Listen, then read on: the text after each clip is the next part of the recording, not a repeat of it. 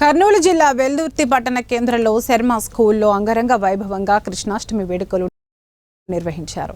నేటి తరాలకు మన పండుగలు గుర్తుండేలా విద్యార్థులు కృష్ణుడు గోపిక వేషాలు నిర్వహించారు. శర్మ స్కూల్ తరపున కృష్ణాష్టమి పండుగ సందర్భంగా ప్రజలకు శుభాకాంక్షలు తెలిపారు.